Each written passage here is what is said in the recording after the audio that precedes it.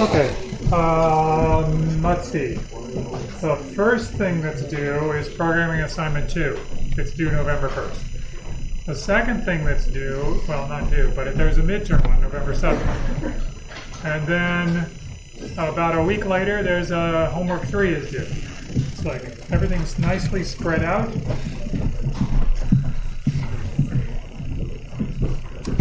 Yeah, but there's lots to do. Any questions about the schedule? Okay, today's plan is to talk about collision resolution for hashing because we know we can't avoid collisions. Even if we had beautiful hash functions that spread keys essentially at random within a table, which is not feasible. Even if we had that, we know by the birthday paradox that we'd get collisions unless the table is extremely big. So we'll talk about collision resolution, and then maybe we'll get to the B-tree intro. B-tree is the next data structure we're going to be looking at. But before we do that, we have to warm up. So here's the, okay, you remember there's basically two ways of handling collisions. One way is called separate chaining, which is the picture that's here. That is that every collision actually simply extends another data structure, in this case a linked list, extends that data structure to allow for multiple items that hash to the same slot to be stored in the table. Okay, now it's important to realize, there's a couple of things that are important to realize. One thing is that that A is the key value,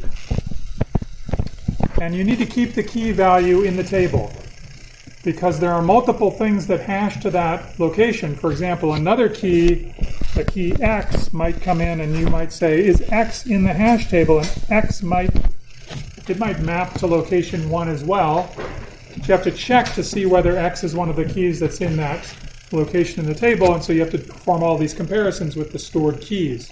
So not only, this is a dictionary structure, but you have to keep the key and the data in order to check to make sure that you're finding the right data. There could be multiple things in one slot. Okay, so that's separate chaining. It means that you can have a number of items in the table that's larger than the table size, actually. The other option is open addressing, which is if you get a collision, you don't create a new node, you don't create a new space.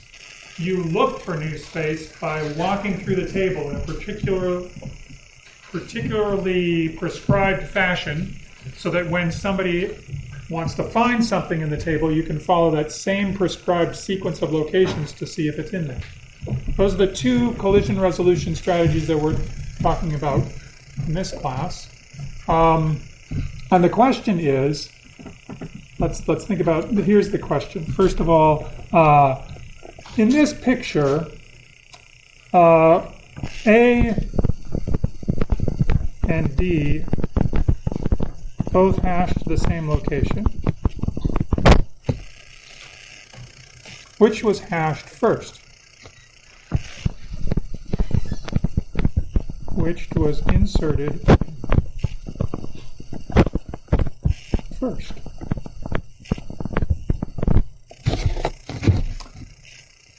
How many people think A was inserted first? How many people think D was inserted first?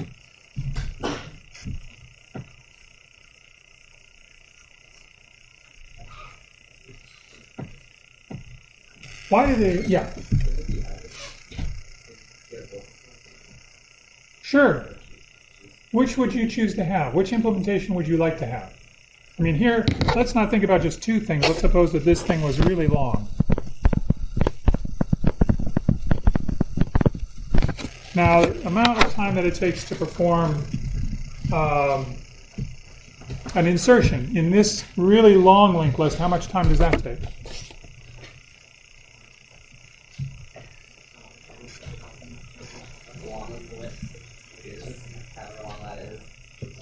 Does it take that long? Does it take a time that's proportional to the length of the list to perform the insertion into that slot of the table?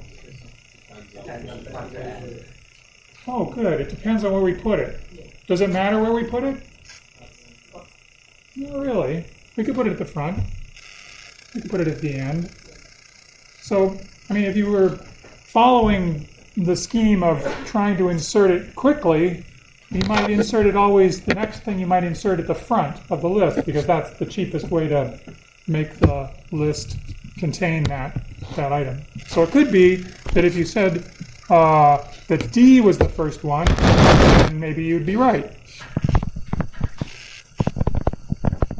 However, this is what I thought, when I was preparing this slide. However, there's one additional thing that a hash table has to do before it inserts something into it. Before the insert happens, what does it have to check? It has to check if it's already in the list. So it basically has to walk the list anyway. So I could put it at the beginning or I could put it at the end. It doesn't really matter. So A is first, maybe. So your answer that says it doesn't really matter is correct, but basically that's because we don't save any time by inserting in the first position,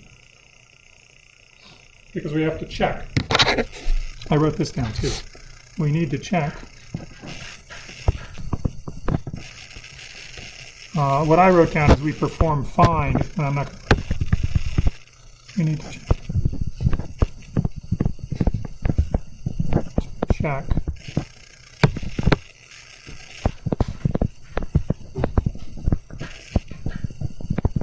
That a new item is not already in the table.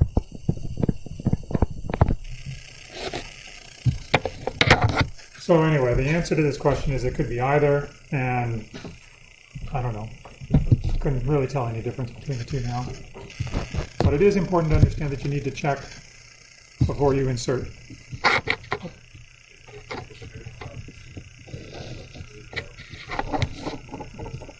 Yeah, so you could have, if your keys are comparable keys, then you could build an AVL tree inside there.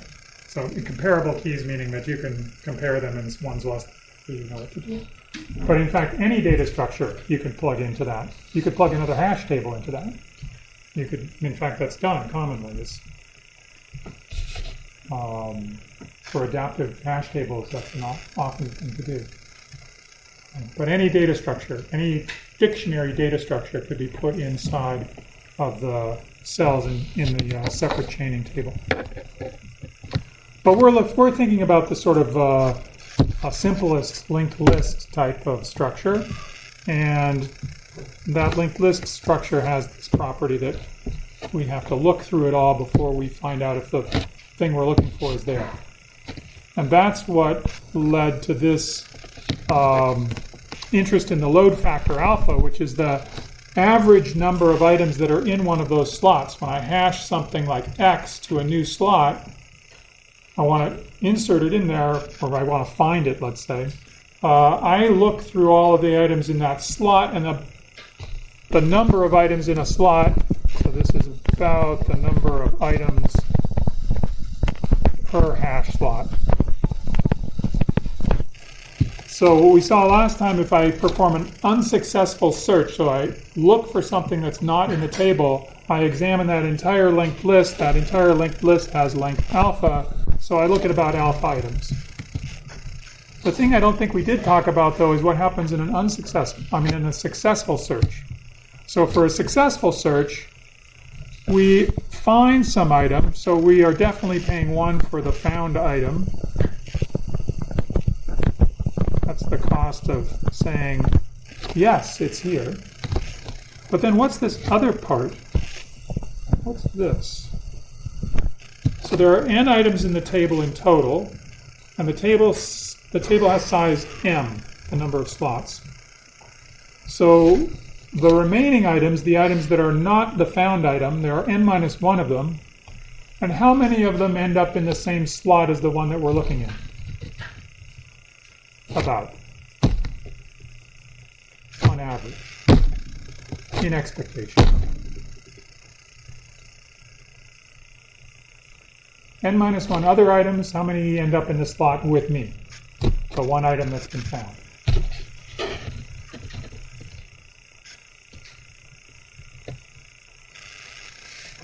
Anybody? Just how many items? Half of the items, you think? Yeah. You don't like 2, or you don't like n? I don't like the 2. You don't like the 2? Oh, okay. Okay. We'll get to that point. Right now I'm asking a simpler question. I'm not looking for an answer that says that this answer is n minus 1 over 2n. I'm asking a simpler question, which is, how many items do you think are going to be in this slot? Other than, pardon me, say it again? Yeah, about 1 over m of them, about n over m of them, because there's n items and about n over m of them are in the slot. However, we know that we found an item in the slot, so one of those items is this item that we know is in the slot. So among the other n minus 1 items, how many of those go into the same slot?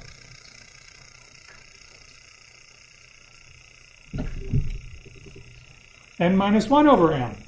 Yeah. Okay, is there n minus 1 other items? And if we are assuming that we have a nice hash function that's evenly spreading keys among all the spots in the table, those n minus 1 items are going to go in, about 1/m of them are going to go into the same slot that we're in. So n minus 1 over m other items are in the same slot. So it looks sort of like this. I mean, here we have this hash table, and we've hashed to a particular location, and we're looking for something like x, and we're going down there, and we're looking for x, and oh, we found x. And there's some things that are before x, there are some things that are after x. Anyway, that's the situation. And we know that there's about n over m total items in there. But we know that we found an item. So it's now that there are about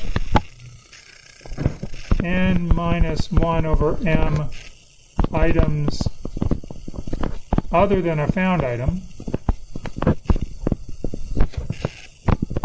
That word is other.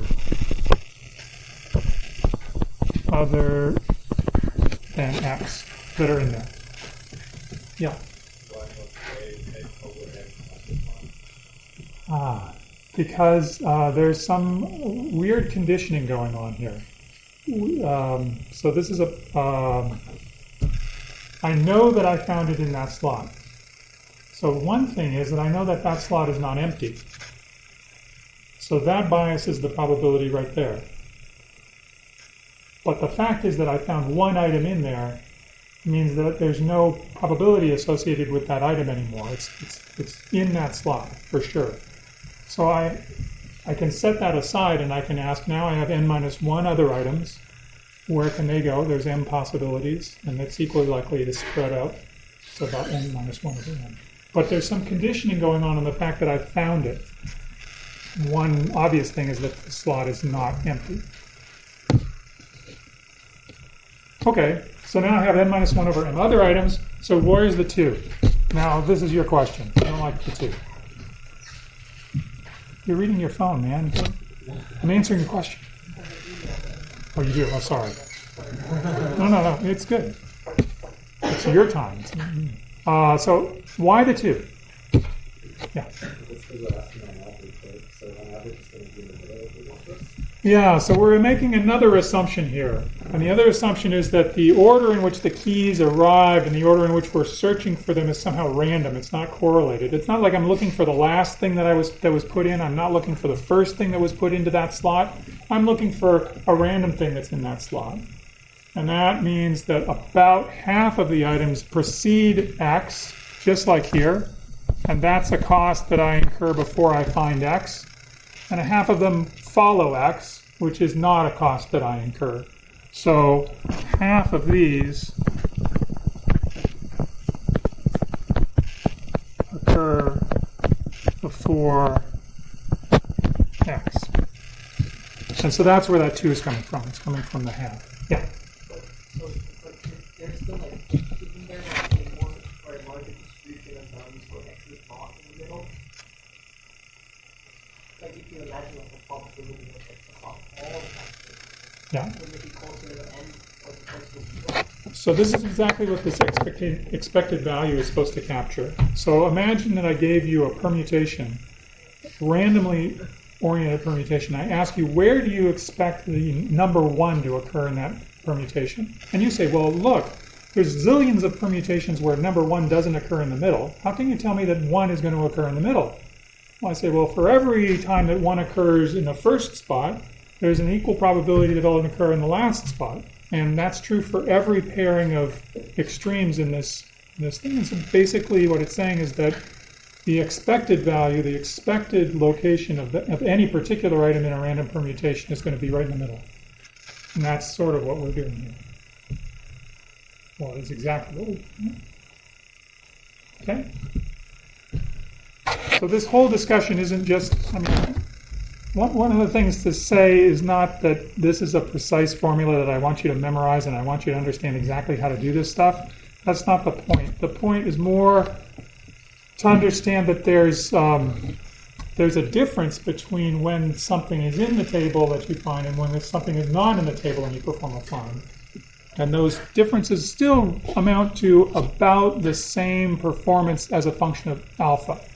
Right, we're getting about 1 plus alpha over 2 when we're doing a find and it's successful, and we're getting about alpha when we do a find and it's not successful.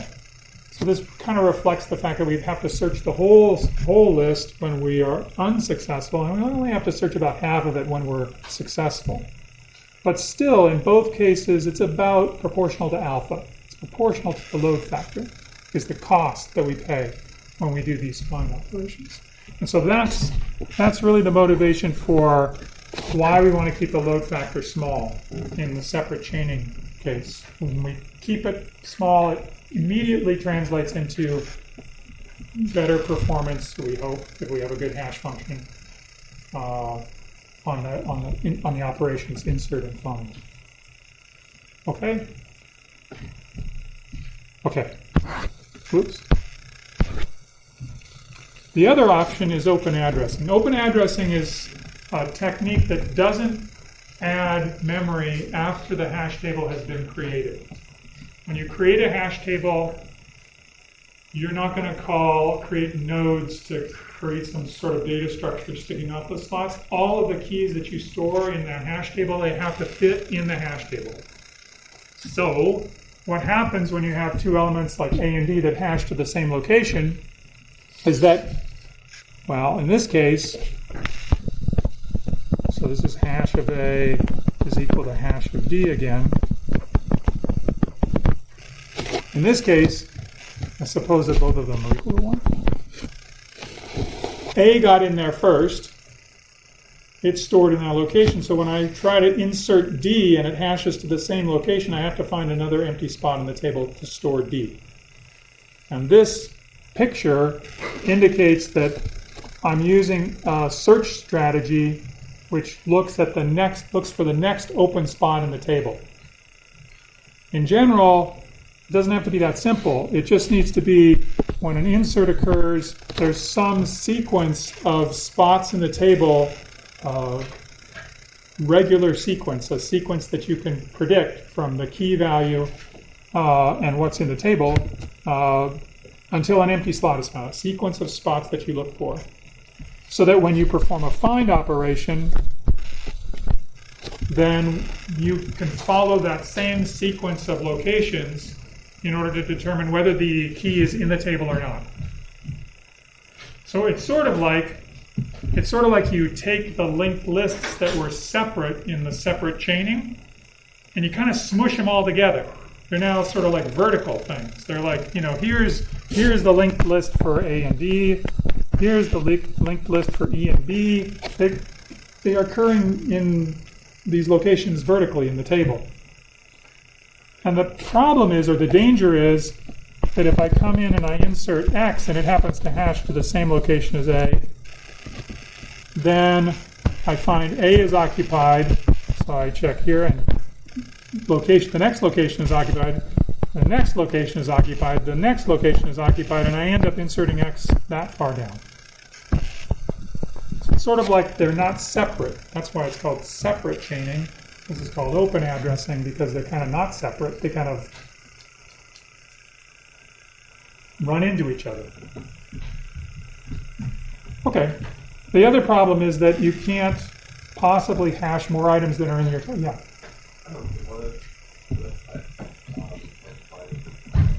What if X can't find an empty spot? Disaster.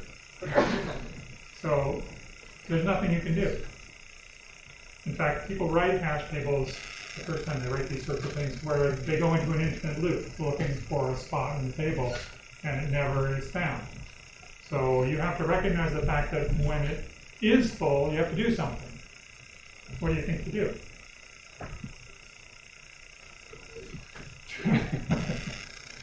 No. What would you do? Resize. You know about resizing. It's an array. You filled up the array. You have to resize it, and you would resize it by doubling the size or something like that, so you get basically amortized constant performance. Something? Yeah. But we're if we do that, then we're taking over the slot for other different keys. Isn't that kind of against like the purpose of using the hash table?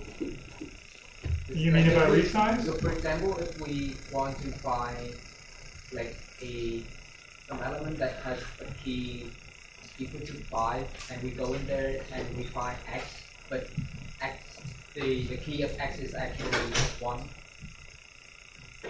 Yeah, it's weird, right?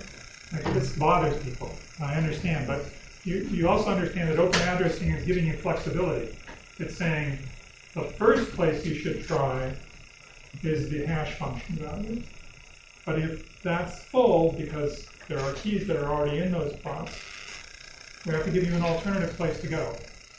And that's the sequence of locations that are provided by the policy. In this case, it's called a linear probe sequence.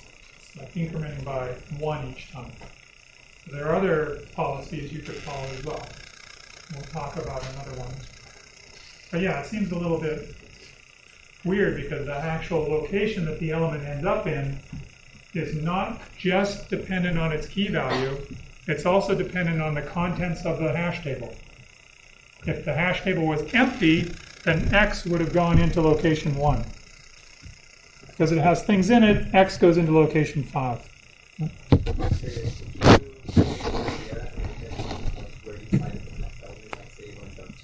Yep.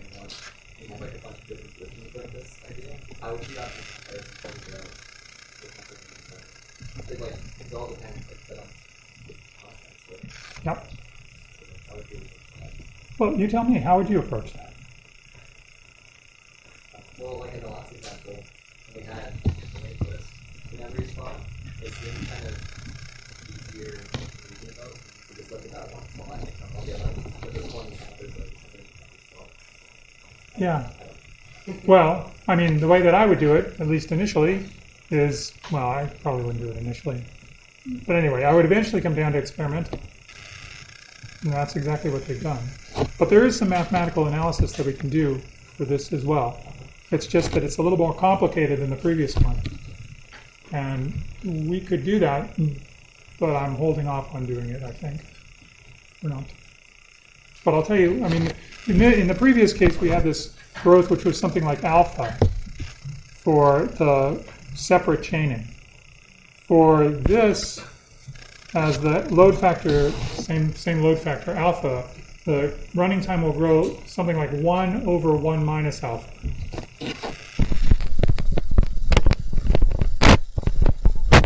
1 divided by 1 minus alpha.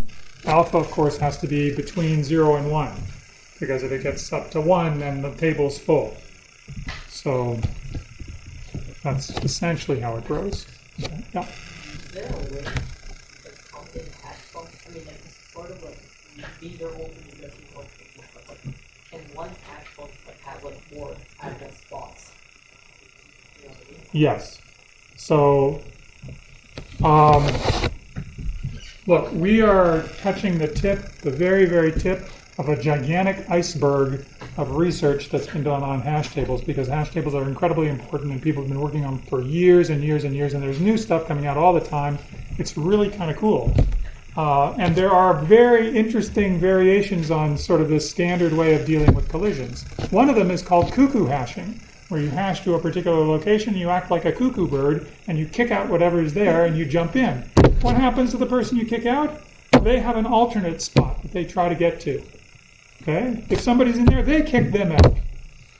What happens to that person? Well, they have to go and look at. So they keep going and going and going and going and going, and eventually you think, well, what if there's an infinite loop? What if everybody kicks everybody out in some sort of cycle?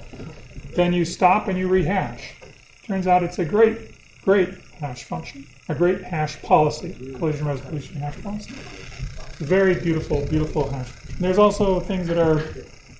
Anyway, there's lots and lots and lots of stuff. There's like successive hash tables, where you have a hash table as an entry in your hash table, which is an appropriately sized thing, so that you're getting essentially perfect hash table performance, which is you adjust the size of the hash table that you put in each slot so that it handles the number of keys that are going into that slot, which gives you basically perfect performance, but you have to keep adjusting stuff, and it's complicated. It makes things difficult, especially remove. Yeah. What's the time of this? How long does it take to find? Yeah, but you could like suppose like the function that got the same hash function, or the same result for hash function. And Yeah, this runtime that I'm talking about here is runtime for insert and for find. for both of them. Yeah. Oh, It grows like that. But you can see if alpha gets really close to 1, what is 1 over 1 minus alpha when alpha is very close to 1? It's basically infinity. But when this thing goes up, when it gets really close, when the load factor goes up, this thing does not behave nicely. It gets big fast. So you have to keep load factor down for open addressing as well as for separate chaining, but it's a bigger deal for open addressing. If alpha gets too big, it's really bad. What else did I want to tell you about this? Oh yeah, great things about this open addressing. Hash table memory is allocated once. That's good if, for example, you can take advantage of caching, so you can have the hash table that you allocated in consecutive memory locations, so that you can bring in consecutive spots when you're performing these types of probe sequences. And then the real key to this performance, which is this type of performance, the real key to understanding that is the number of times you have to try. When the number of times you have to follow these little hops before you can actually put in the new item X. It's essentially the same thing as understanding the linked list length in the separate chaining, except that the chains here are not separate. They're all mixed up. Okay, let's look at two versions of this. One is the simple version, which is really ugly. Wow. What did I do last time? Is that what I did? Didn't work. Oh, it did work. Oh, it worked partially. Okay, this is linear probing. So linear probing says you have a hash function. In this case, the hash function is k mod 7. Please never use the hash function k mod 7. That's really only for us. This is only for description purposes. You can if you like. You're just trusting. And then what happens is, depending on how many tries you've done, you will try to put it in different slots. This function here, it describes a sequence of slots to examine. So this is a probe sequence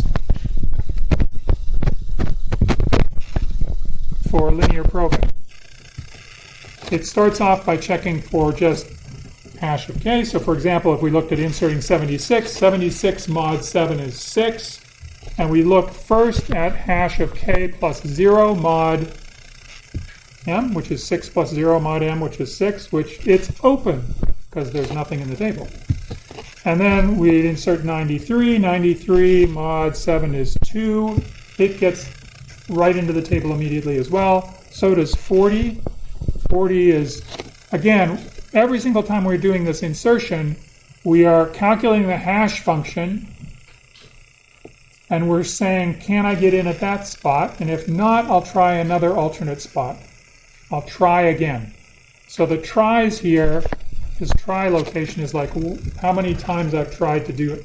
So far, we've always been able to get in on the first shot. But for 47, what happens is 47, of course, maps to the same location as 40.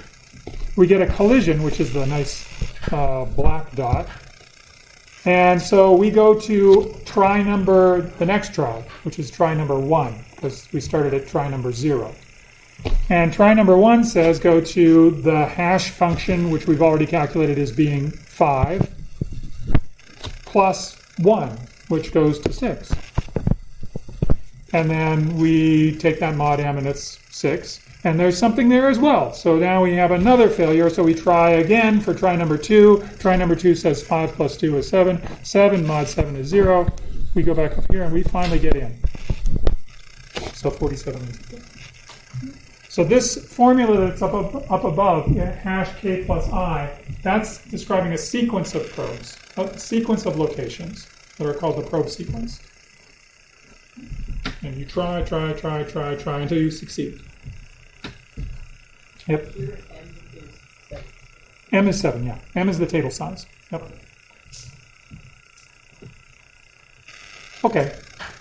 And then we can keep going. But now, as you might expect, there's an entire industry in creating interesting sequences. You could imagine, before we look at that one, you could imagine instead of incrementing by I each time, by 1 each time, so going to hash of k plus I, you could instead do hash of k plus I squared.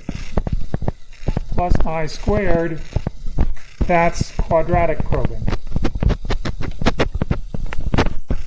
as you might expect from the fact that this is linear probing. You can also put a constant factor in front of this I. You could say, for example, 3 times I, which means you're now jumping 3 spots each time. Do lots of stuff. But they're all kind of functions that are functions of I, the try number, what is the number try, and k, hash of k.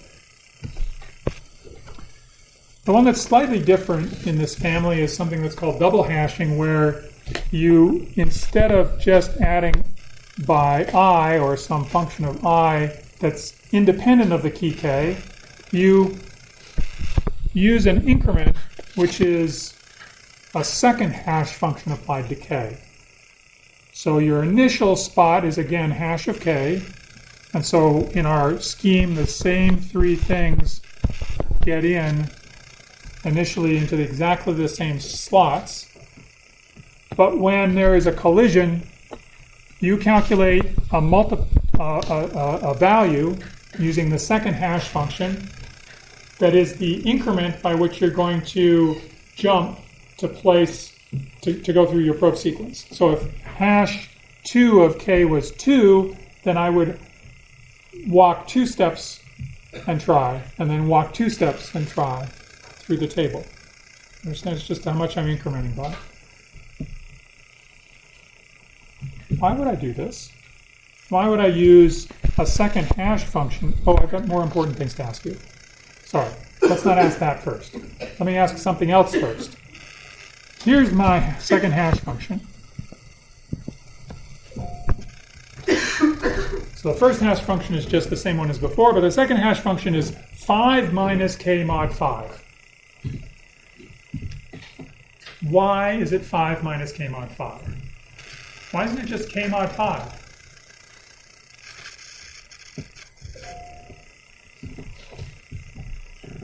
I guess my question is, if I replaced 5 minus k mod 5 by k mod 5, do you see any problems?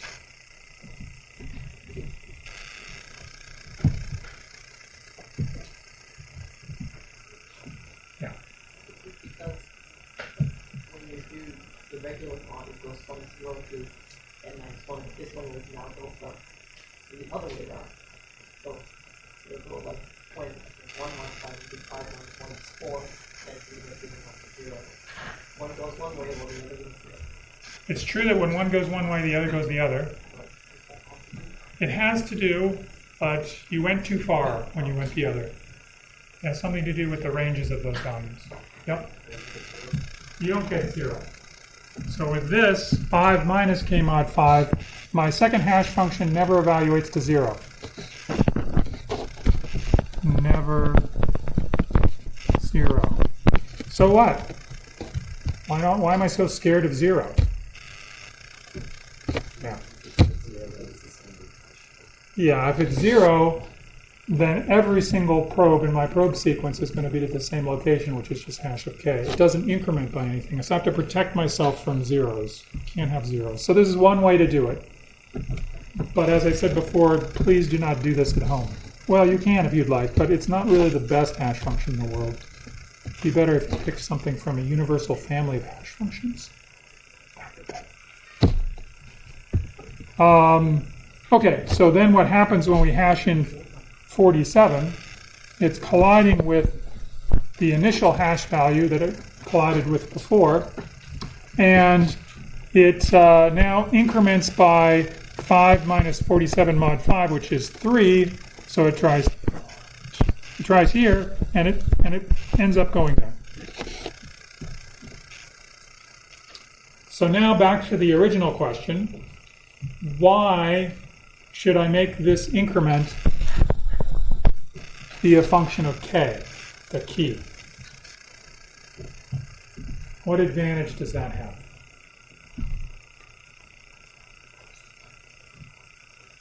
Okay, just hold on a second. Let me remind you of something. Remember when we did linear probing, we got into a situation that looks like this, right? Where there are two sequences, AD and ED, that come together like this. And so the next thing basically extends that sequence. And so you can think of it as being kind of like a tractor. Like every time you extend the length of one of these chains, it's more likely that the next key will hash into that chain and extend it even longer. So it's sort of like this, if you're bigger, you're going to get bigger. Like it just gets longer and longer and longer. That's bad because that means that most of the things that you hash would have a long chain. This is called primary clustering. We can sort of break up primary clustering by using quadratic probing,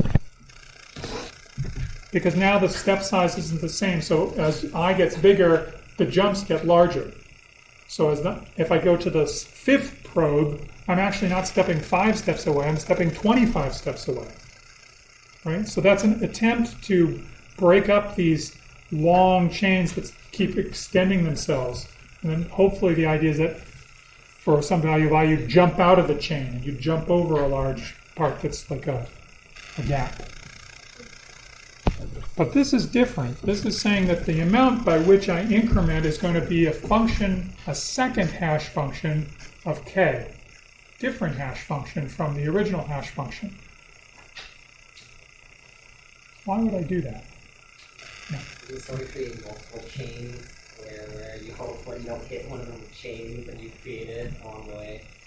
This is the hope for anything that I'm trying to do in these probing schemes, is that I'm trying to not create extendable chain. But what does this have? What advantage does this have in not creating extensible chains? One of the chain length of sorts, I think, sort of. Not chain length, but like the factor. I don't know about that. I think they're going to be about the same length. Because the pattern of probing will be different. So, when you have the prediction at the same spot, the probing will follow the different. Yes. So imagine that I have two keys that hash to the same location. In all of the previous methods, the remainder of the probe sequence was simply determined by I, just the number of tries. So if I have two things that initially hash to the same location, they basically operate in lockstep. They stay together.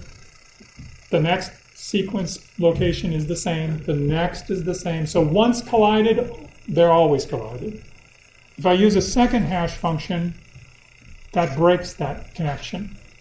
They can hash to the same location under the first hash function, but they can have different step sizes so that when two things collide, they maybe will separate on the second step, the next try. One might have an increment of 3, the other one might have an increment of 5.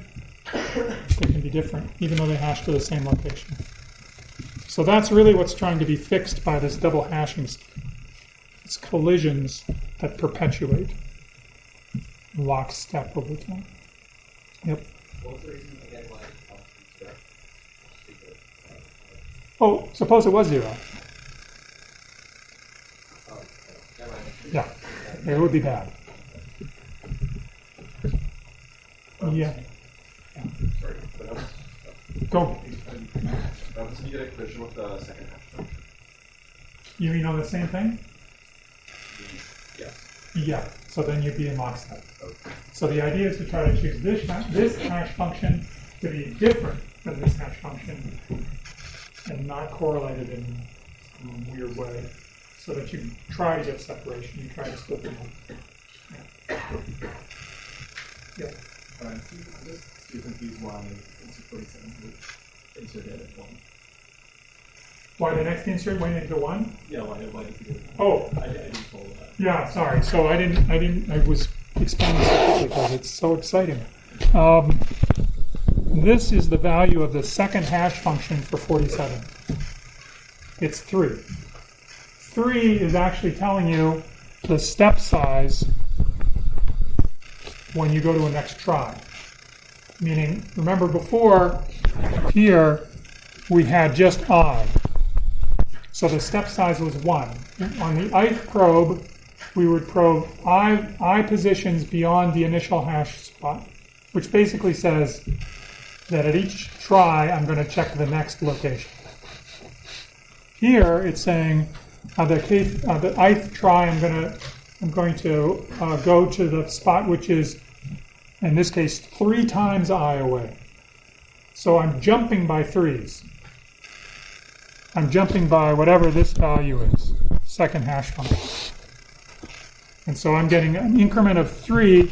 I go 1, 2, 3. I end up 1. I end up going there.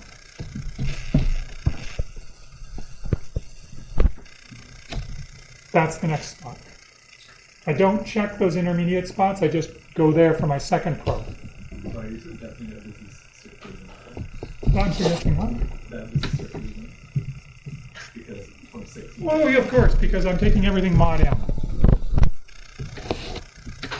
I'm taking the index mod m. I mean, we want to stay within the table, so we take it mod m.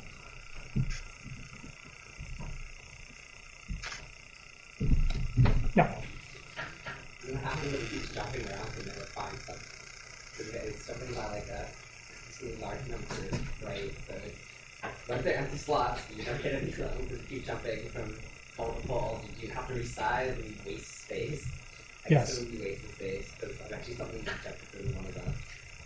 Yes, if you have a probe sequence that doesn't visit all the slots in the table, then it may be that it fails to insert because it can't find an empty spot, but the table actually contains empty spots that just weren't part of the probe sequence.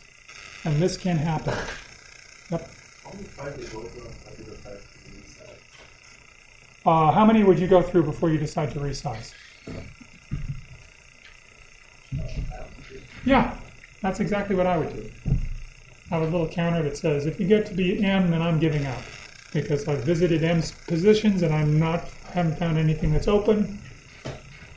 Might be I've visited several things twice, but it doesn't matter. If I haven't been able to insert it after M tries, then I'm done. Yep. Yes. When you resize a hash table, you don't do it like you do an array.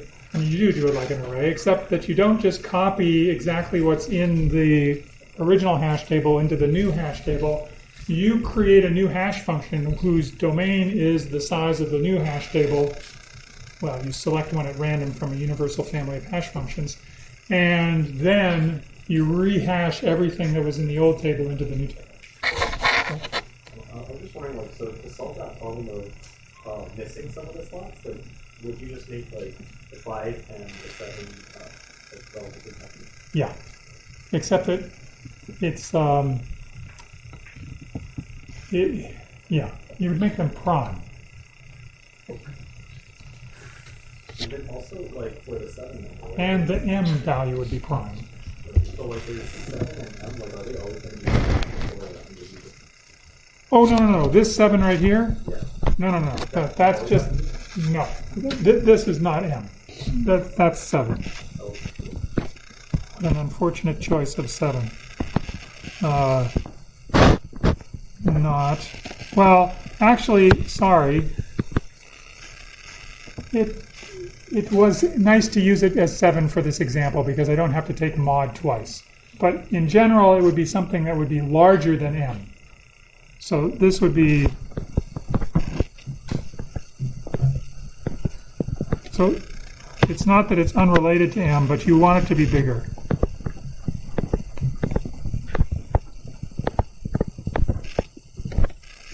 Or at least as big. Then you aren't wasting any space.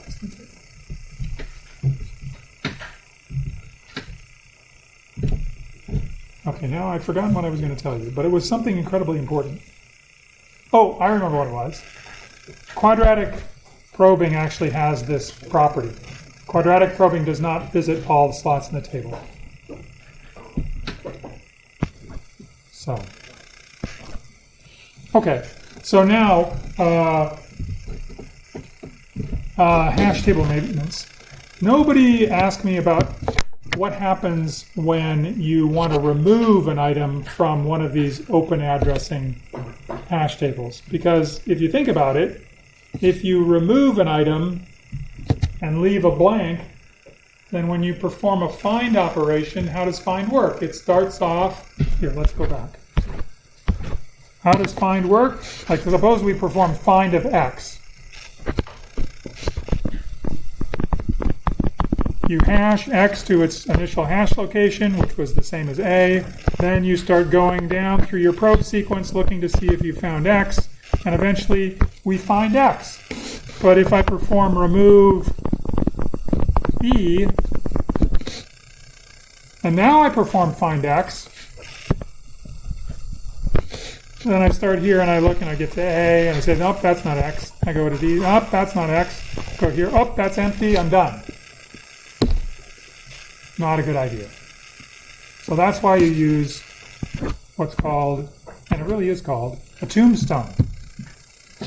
You leave something there that says this thing's been killed, but it used to live. And you should treat it as if it's a spot that you should continue to search over if you're looking for something and find, and you should treat it as an empty spot if you're inserting something into the table. Yep. Just to avoid creating a couple hash table, just then you just write your find set just to keep the That would be a bad idea. You don't want to write your find so that it iterates over the entire hash table. Because if somebody keeps asking you for, does elephant exist in your hash table, and it never does, then you're just wasting a lot of time, your hash table size time. So anyway, tombstones are used to do the prevention of premature stopping for the find operation. So find continues correctly instead of stopping incorrectly. And then, of course, we have to be able to resize, and we rehash the table when we do the resize, and we already talked about this to try to... One thing that it does, though, that we haven't talked about is it allows you to clear out the tombstones that are in the existing table. So you get basically a nice, fresh, new hash table. Yeah.